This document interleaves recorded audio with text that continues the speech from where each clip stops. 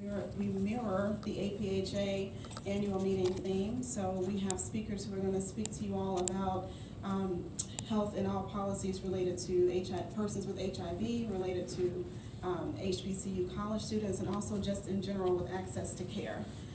Just a few housekeeping items before we get started. I want to recognize all of our board members who are in the room. If you would please just stand, and if everyone would give them a hand for all the work that they put into the organization. Yes, you are a board member. Right? So there's plenty of snacks in the back. Well, there's some snacks in the back. Cookies, tea, coffee. Please feel free to help yourself. We do have a break scheduled midway through the program, but don't let that be the only time that you go take advantage of what we have back there. I also wanted to give you all a rundown really quickly of our other events that we're having at this year's meeting.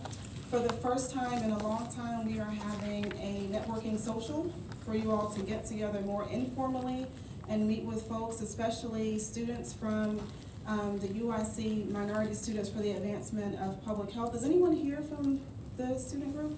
Thank you all for coming. So that's going to be at M Lounge on Wabash Avenue, Wabash. It's on WABASH Avenue. 6 o'clock tonight until 8. We have a huge RSVP list. Come and go as you please between those hours. You probably will be there a little bit later than that. You are responsible for your own food and drink, and there is a 2-drink minimum, but non-alcoholic beverages are included for those of you all who don't partake. We have our mentoring and professional development roundtable. It's the fourth time that we're having this event. That's tomorrow morning from 8 until 10 in room W184D in the McCormick Convention Center. And after that, in the same room, we're having our business meeting, which will last until 11:30, so you all have time to get over to the opening session.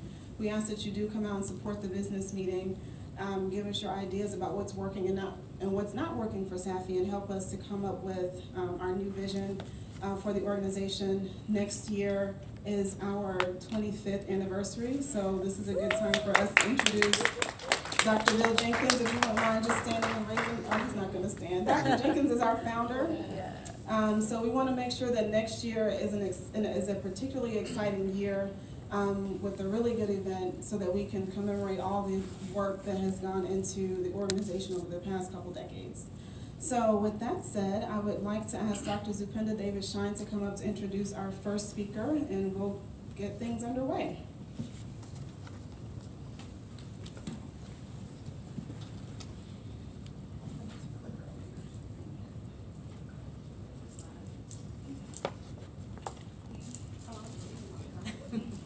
So good afternoon, everyone.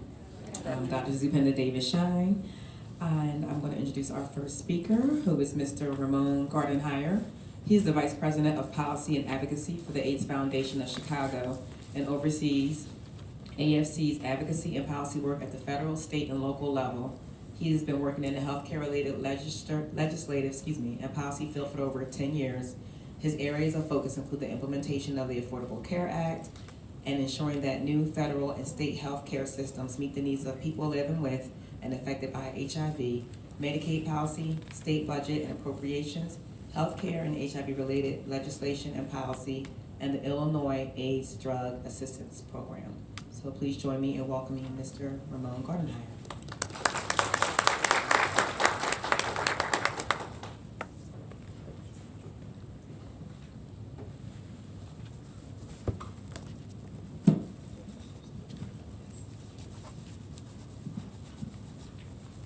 Good afternoon, everybody. Good afternoon. For those of you who is your first time here in Chicago, I apologize for the weather. Come back again, I promise it'll be better. Particularly in the summertime, it's an amazing place to be. So today I want to give some broad strokes.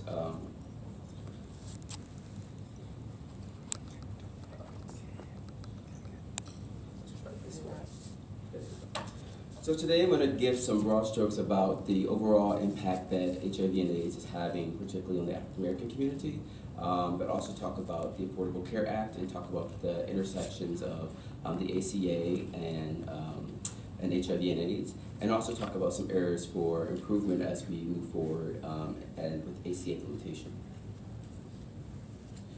So some quick facts regarding HIV in the United States overall. So there are approximately 1.2 million people who are currently living with HIV and AIDS, and this only accounts for those individuals who are diagnosed and actually know their status. Unfortunately, in the United States, about 15% of people who are HIV positive do not know that they are HIV positive. In particular, gay and bisexual men are the hardest hit by the epidemic, and in that subpopulation, gay, black, and bisexual men are particularly hardest hit by the epidemic.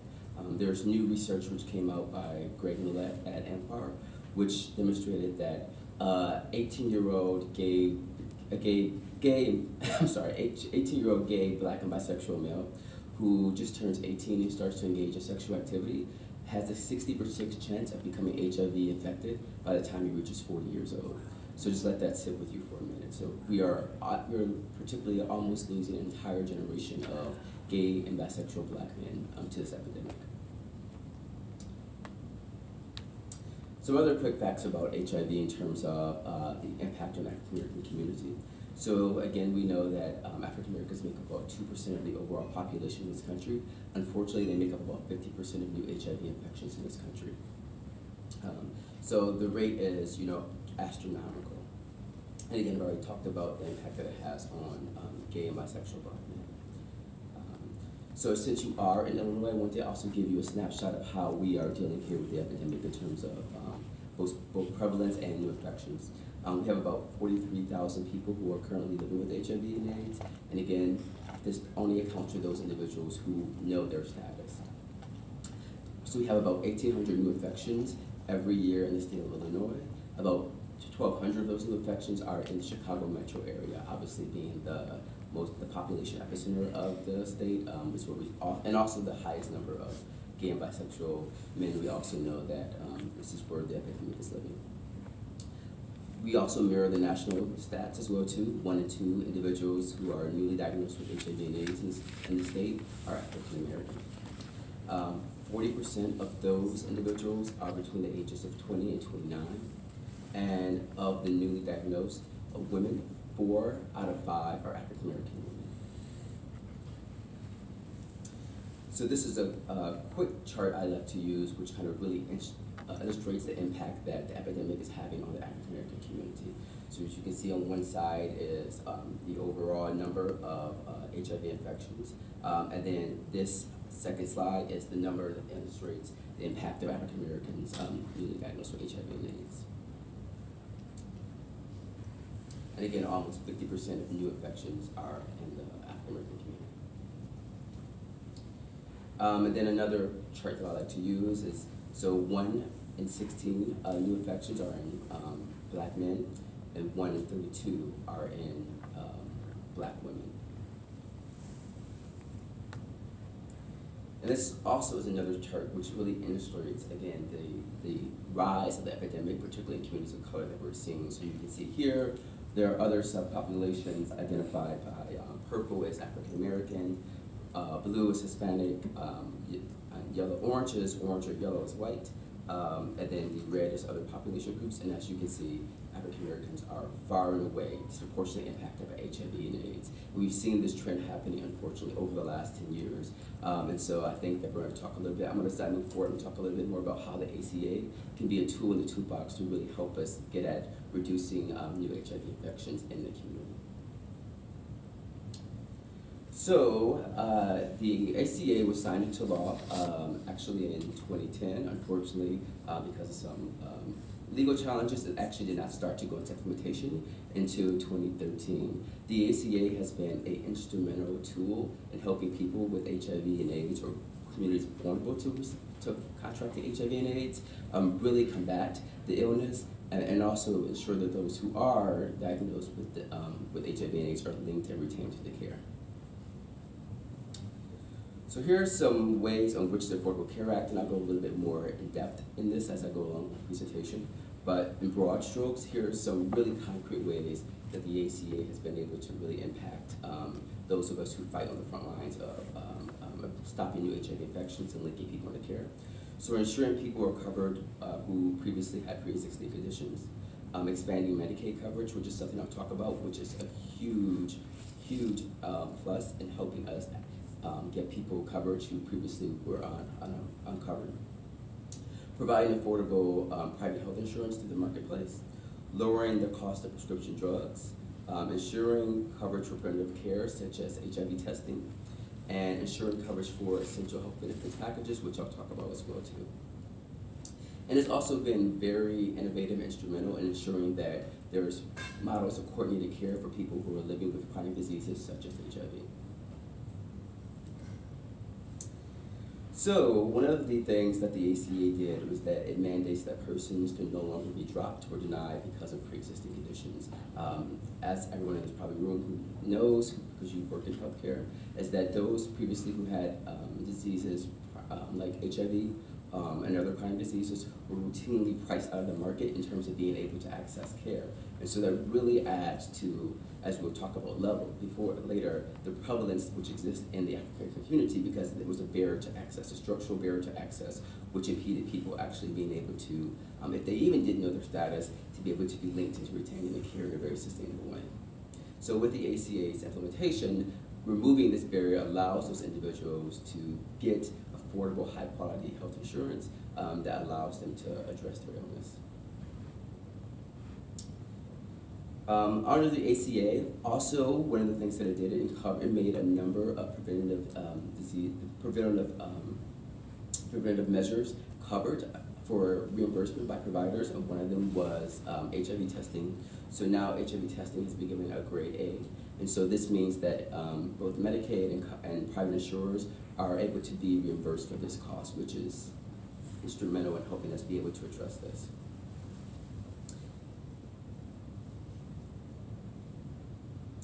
I'll go back 1 second too. And I'll get a little bit more into this as well too as we go along, but in terms of one of the other key tools that the ACA has been able to help us really implement in terms of financial barriers to access for health equity is in terms of, for the marketplace, covering co-pays and deductibles for certain individuals. And I'll go a little bit more into that, but I'm sure everyone in this room also knows that, particularly individuals who are already economically marginalized, a $20 copay is the difference between, eating that day or filling your HIV medications. Most likely, human necessities like eating are going to outweigh filling your prescriptions. So HIV tests have, because of the ACA, we've seen, recommendations by the CDC. So for instance, the CDC has recommended that everyone above the age of 20 get tested for HIV.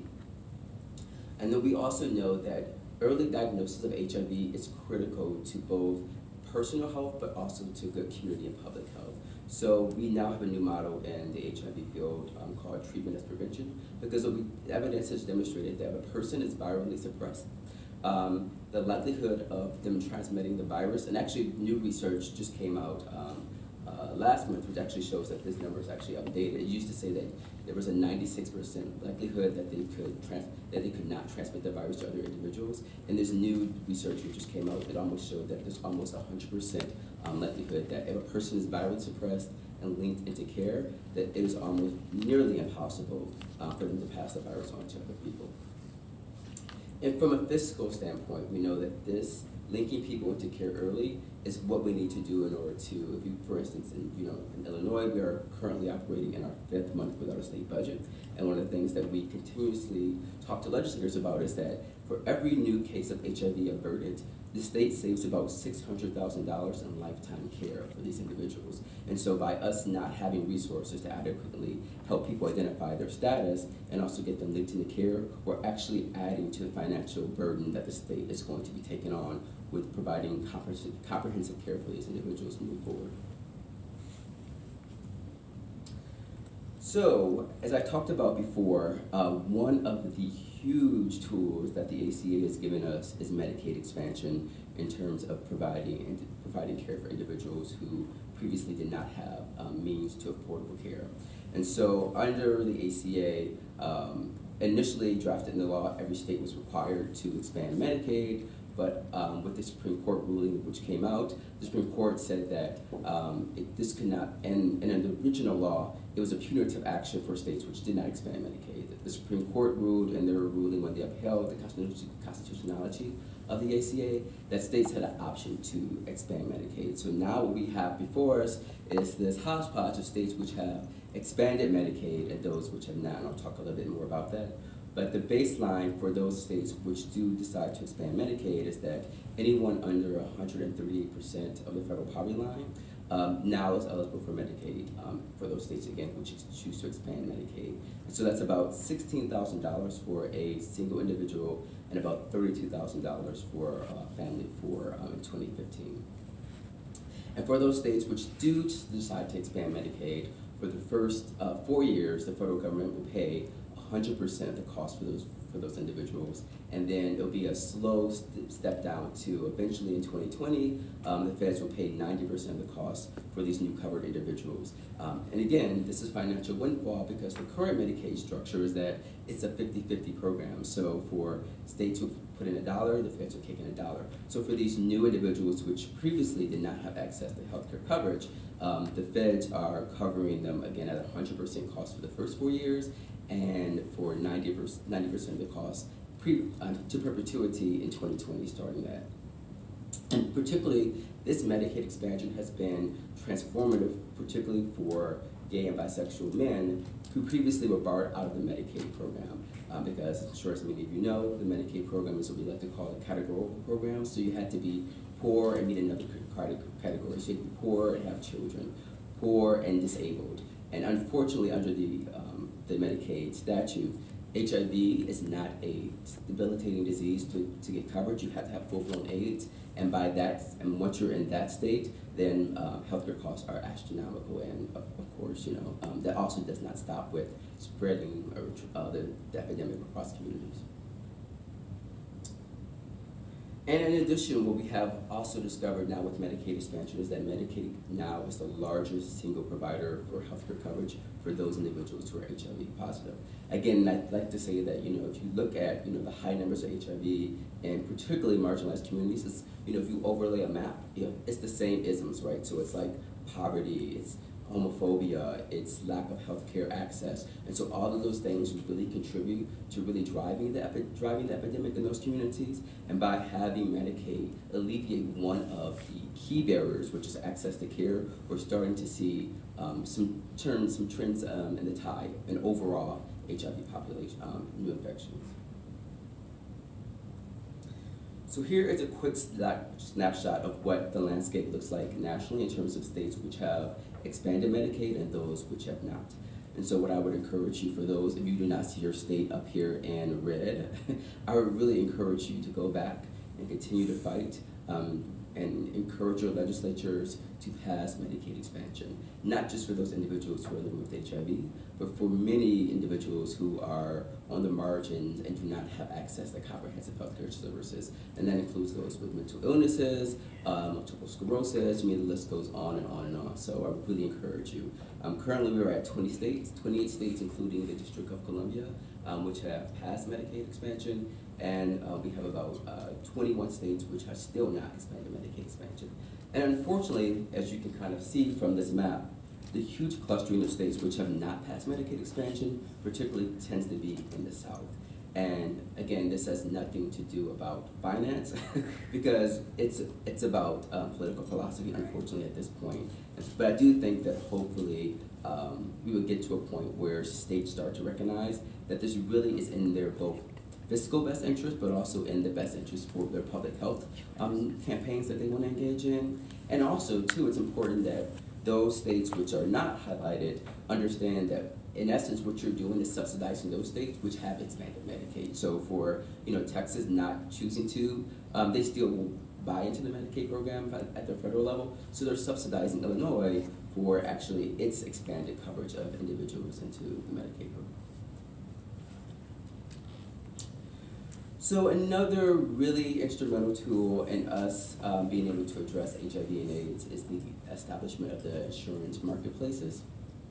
And so the insurance marketplaces, or what we also call them the exchanges, is where every state can either decide to operate their own exchange, which a few states have decided to do, or they can let the federal government establish exchange for them, or they can enter into a partnership exchange. And there's been a number of states which have done that. Actually, it's what Illinois has decided to do as well too, is where the feds take on onus of all the back-end operational work, and then the state does the work of kind of enrolling people and certifying plans and things of that nature. But this has been absolutely critical again, to us helping ensure that people who previously were priced out of the insurance marketplace now have access to comprehensive health coverage, particularly with the tax credits and the cost-sharing tools, which the exchanges allow for.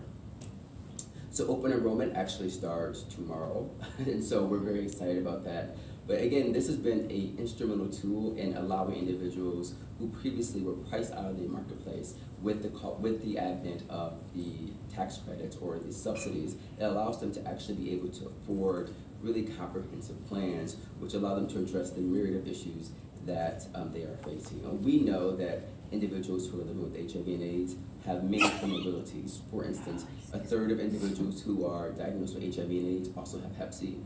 And so this allows for them to, in a comprehensive way, access the totality of their healthcare needs.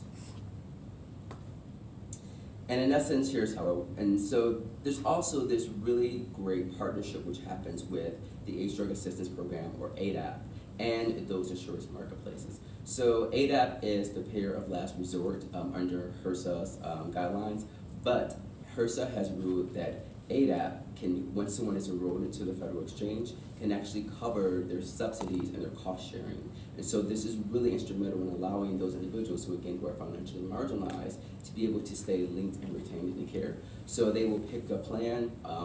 We actually go through, and the state does as well, in terms of looking at what plans are covered, where there's continuity between the plans that ADAP coordinates with, and then if an individual does actually pick one of those certain plans, then ADAP will actually cover the cost sharing premium the premiums and the cost sharing, so co-pays, deductibles, things of those natures, up to an individual, and it's about, every state varies, but it's traditionally around, they'll cover up to at least $700 a month.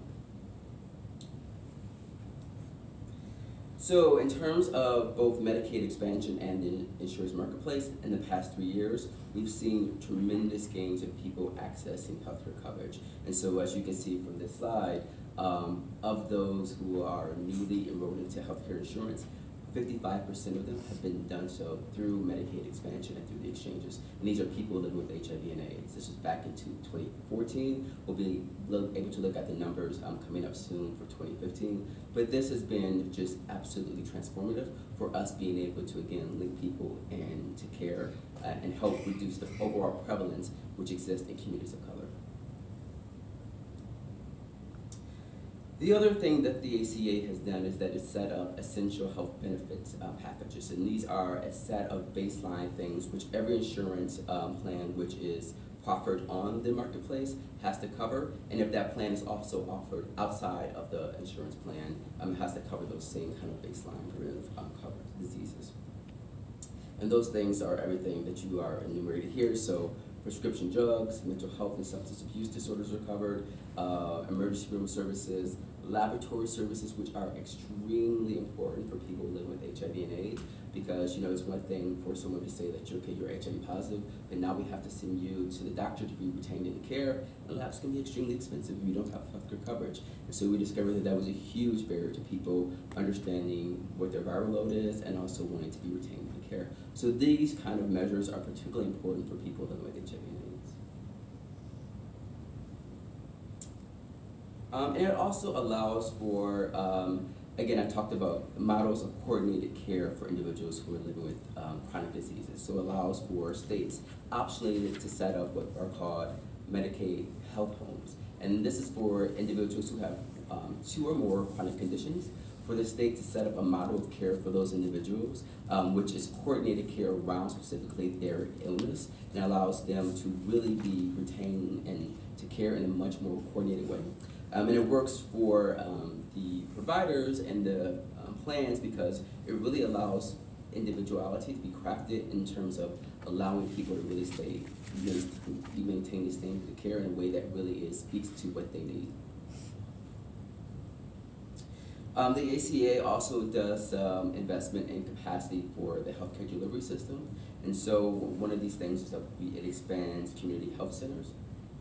And this has actually been a national, one of the national planks. Access to community health centers has been part of one of the national recommendations to the National HIV/AIDS Strategy, which came out initially in 2012 and was just recently updated this year by the Obama administration. And this is a national guidelines for what both federal and state localities can do in terms of addressing new HIV infections and linking those who are living with HIV into care. It also mandates and expands delivering cultural competent care. And this is really, really important, again, as I talked about, for huge subpopulations like gay and bisexual men who before probably many times did not feel comfortable disclosing their sexual activity or their sexual identified status to their healthcare provider. And without doing that, it's hard for healthcare providers to really know what services to offer them. And it also increases healthcare workforce for underserved communities. So this is a map which really shows and highlights the impact that the ACA has had on, it's just been an amazing accomplishment to show the change in people, to show where insurance has been covered. And as you can see, those areas which are highlighted are previous areas which were uninsured and now are covered. And so you can see it's just been absolutely transformative. But there's work which still needs to be done. And so these areas that you see, particularly again in the South, are areas where there's still a high number of uninsured individuals in the nation. There's also some work still to be done. And so one of the things that we are discovering is that there needs to be a level and a really intense campaign around health literacy, particularly for marginalized communities, because there's this model that just because you build it, people will come. And we know that not to be the case.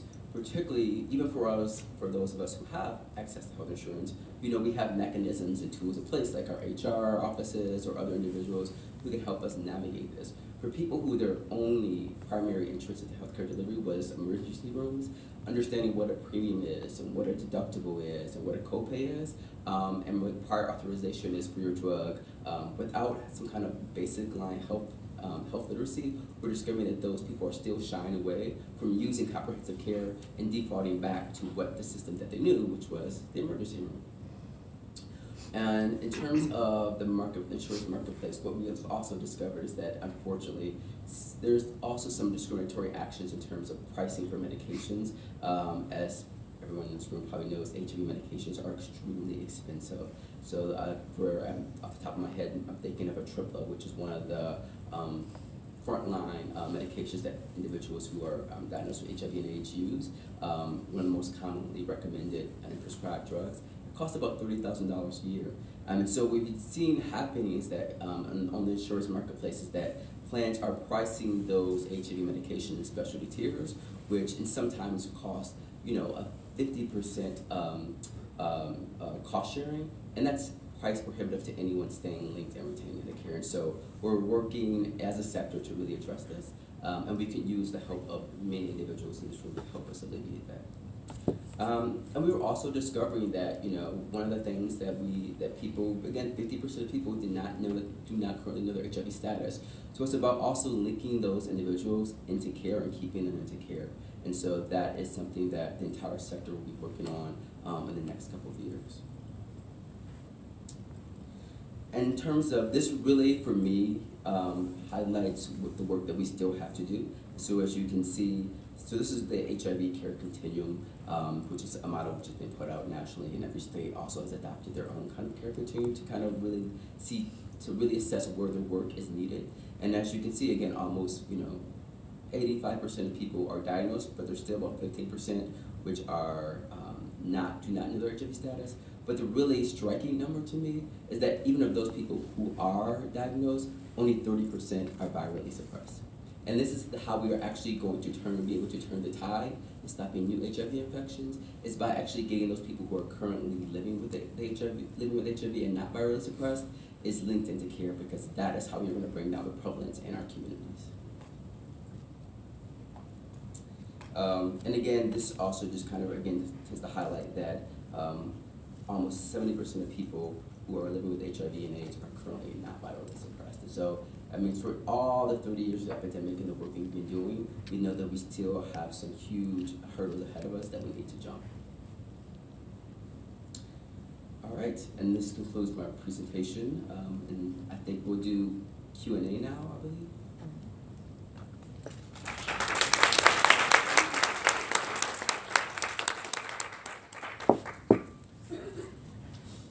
So at this time, we're just gonna take some questions. If anyone has questions, just raise your hand and I will proceed. Yes.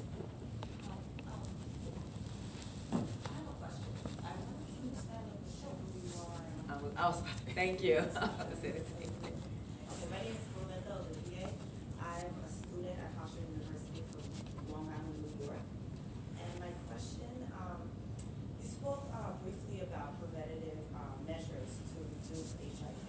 I wanted to know what was the AIDS Foundation stands on Truvada, pre-exposure prophylaxis medication to help those who are at risk of contracting. Yes, so the question was, where is AFC stands on pre-exposure prophylactic, or also what's known as Truvada, which is an HIV medication which recently has been approved by the FDA in 2013. We discovered that if someone is HIV negative and takes Truvada, it actually prevents them from contracting HIV. And so we are 100% full-throated behind PrEP. We're actually getting ready to launch a PrEP awareness campaign in February, targeted at the hardest hit communities, so Black, gay, and bisexual men, and Black women, to really to educate them about the use of PrEP. The one thing about PrEP is that we also have to be very cautious about is that PrEP is not for everyone, and you need to assess a person's ability to be to have medication adherence. And also, the other part of that is that we have to make sure that there aren't financial barriers in place. And so one of the things that we have discovered is that insurance plans will cover the first round of labs, but they won't cover previous labs, which are a part of the program to be on PrEP. So PrEP requires that individual every 4 months go in and have a consultation with their healthcare provider and draw labs to make sure that they haven't contracted HIV, and so that if someone is, their first round of labs are covered but previous labs are not, and again, that's cost prohibitive to them staying on the medication. But we are absolutely 100% supportive of it. Hi, my name is Courtney Keeson. I'm from Yale University. And I had a similar question around what are some mechanisms that are in place that could address the cost of PrEP for those who are at risk, and those who are most at risk are probably the ones who would have the most difficulty paying for PrEP. And are there legislative actions, policy efforts being made to include PrEP as part of preventative medicine through the ACA? Absolutely, thank you for that question. So the question was, are there policy and legislative endeavors to help alleviate the cost prohibitiveness of PrEP to some communities? And so, yes, so one of the things that we are doing at AFC is that we are actually in partnership with Harvard Law Center, is that we are doing plan analysis to discover which plans are engaging in discriminatory pricing for specialty drugs like PrEP. And then from there, we will then notify those insurance plans, and then from there, if we continue to see that discriminatory practice continuing, there's a likelihood of possible litigation. There's also legislation we have drafted and other states have drafted in terms of addressing actions like this. There's also some really innovative work that we did modeled on Washington State, and what we launched PrEP for Illinois. And what this does, so Gilead has a PrEP assistance payment program, and so what happens, so an individual will be prescribed PrEP, and then Gilead will help them cover some of the costs associated with that, particularly their premiums and their cost sharing. And then Washington State then comes in and wraps around and covers any remaining costs. And New York also recently did a similar program. We had a program slated called Prep for Illinois that was ready in the queue to be launched back last year. And we had an election, and then elections have consequences, and our new governor, Bruce Warner, halted that program. But it is part of our legislative endeavor to get that program included back in the budget when we actually do pass one here in the state. So programs like that are very innovative, creative ways to ensure that we are removing some of those structural financial barriers to getting people linked into PrEP.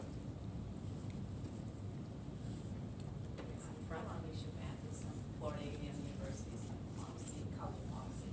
And my question is related to the expansion of the community health centers that you mentioned earlier. The expansion that you're referring to, is that some additional funding that's being placed with the community health centers? Or is it based on some previous, because I think there were two previous funding cycles under the American Recovery Act and the ACA that provided some funding for community health centers. So is this another round of funding? It is another round of funding. Unfortunately, it's kind of been held hostage to budget in DC. And so it's one of those things which there are elements of the ACA which have kind of been put on the back burner for implementation, and some of those, like the more full-throated funding of community health centers, is one of those endeavors. Okay, so it's something that was previously approved and Yes. it just has been, okay. Yes. Yes. Yes. Hi, I'm Rebecca Israel with my kids. And so I had a question kind of going back to PrEP. I had a question about the political barriers that you just mentioned around PrEP. I mean, doing, I guess, a kind of the Illinois version of PrEP Act. And so what would your suggestion be for other states who are trying to get, or other health departments that are trying to get passed? What would your suggestion be for advocacy components for people to really make sure that their government, their health departments, their government are on board with PrEP as a prevention tool? Absolutely, and I just will also want to say thank you to the Black ACEs too. They are amazing partners in helping us really educate, particularly Black communities around HIV and innovative technologies like PrEP. And so one of the things that I think individuals can do is honestly be engaged and start to talk to legislators, as we are starting to embark on this work around PrEP. It's really educating legislators. I remember having a conversation with a legislator, which is, she is a dyed-in-the-wool fan of helping HIV and AIDS. And I was having a conversation with her about PrEP and saying about its existence. And her reply to me was, that does not exist. And it's not that she was not supportive, she just didn't know about it. So it's about, I think, truly engaging community to start reaching out to their elected officials to let them know that this should be one tool which is included in the toolbox to helping us reduce new HIV and AIDS. Again, it's not about necessarily only identifying people, it's stopping new infections, and this is one tool to do that. Yes, in the back. Yeah, so the question, I'm sorry, the question was that what can individuals and organizations do around the political climate and really educating legislators about innovative models like Washington, Illinois, and New York around PrEP assistance. Yes. Hi, I don't have a question. My name is receptionist, but I have a comment. I think that PrEP is a great tool in the prevention of HIV, but I think we have to be careful about the messages around PrEP, particularly from the public health perspective, simply because emerging adults think that all you have to do is take a pill and you can prevent HIV, but on the other side of the coin, they continue to have unprotected sex. And the goal should be not to acquire HIV from the beginning. So I think we have to be careful about the messages and messaging around the use of Truvada as, a prophylactic and this whole mission, because we don't want people to continue to have unprotected sex with themselves and their partners at risk. And plus, the education around PrEP as well, in terms of adherence, is very important. And as you mentioned before, it is not for everybody. So I'm not against it, but I think we have to be careful in the messages that we disseminate to the community about using this drug. Yeah, and I completely, wholeheartedly agree with you that we have to be very conscious about the way that we talk about this And again, it's not for everybody. And we also know that there are a myriad of other STDs, which are gateways, unfortunately, to increased HIV infection. You know, right here in Illinois, in Cook County, we're number 1 and number 2 for chlamydia and gonorrhea. And so those are real issues that we still need to address and be very critical and be very conscious in the way that we communicate to understand that PrEP is not a panacea for addressing all STDs. I agree with you. Yes. Warren Hewitt. I looked at your map, and of course, the red states, the blue, was it red states in the South? Go back. They represent the states that have the highest rates of STDs. They represent the states that have the largest African-American population.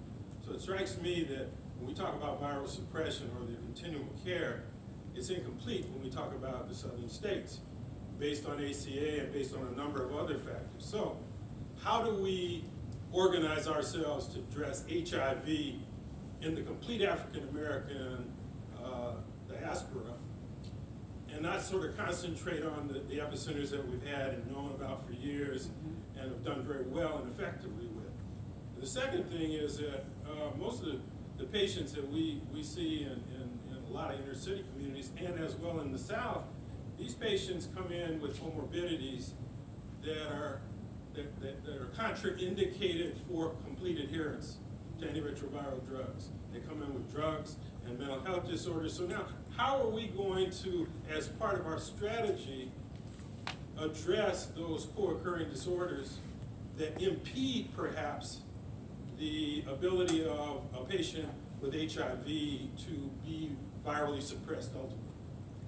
I completely agree with you, and I think it's about looking at the totality of individuals, and it's also looking about the intersectionality of all these issues. So in terms of how do we get those southern states in particular to address Medicaid expansion, it's about not just talking about HIV, it's talking and yoking ourselves with movements and organizations doing critical work around the Black experience. And it's like, whether it's Black Lives Matter, which we just did an event with last week, it's about working with organizations such as this, organizations like the NAACP. It's about really looking at the spectrum of the Black experience and understanding that these are structural barriers which are impeding people's ability to live thriving, healthy lives. And it's about articulating that in a very meaningful way. And in terms of the comorbidity, I also think it's about things like Medicaid expansion are tools to help individuals address the totality of those experiences. Like you said, if someone has mental health illnesses, the last thing that they're going to do is be adherent to their medication regimes. Can I add? Yeah, absolutely. All of us in public health probably read the Future of Public Health, the 86 version of that. One of the things that it talked about was the incompleteness, the systemic structure, or lack of structure, of public health institutions in the South. And we looked at them in 86, and we look at them now, there's been improvement, but we're still talking about substantial differences in what we enjoy in the urban centers around the country. We need to talk about some of the structural things that impede us from addressing HIV health disparities in the African American population. I agree with you. We have time for one more question. Does anyone have any questions? Yes. Hi, my name is Nicole Nicholson. I'm a doctoral student at the Harvard School of Public Health. I'm wondering if you could talk about the innovative Medicaid medical homes that have been created in the state and what they're doing around patients living with HIV/AIDS. Yeah, so medical homes are, again, a model for coordinated care for people living with chronic conditions. There haven't been a number of states which have fully implemented them. New York is one state which has, and we are starting to get the data from the implementation of that model, and we're seeing tremendous overall health improvements for individuals in terms of HIV, not only their viral suppression, but also mental health illnesses, Hep C, and so we here in Illinois are trying to get our state to issue a state plan amendment to the Medicaid program to enter into one. Again, we had an election last year, which it's a little bit of a harder sale, but we will continue to advocate for that. But The new data that is starting to come in from states like New York, which have implemented one, has been really, really, really heartening, and hopefully another tool in the toolbox to helping us address this epidemic. Thank you. Thank you.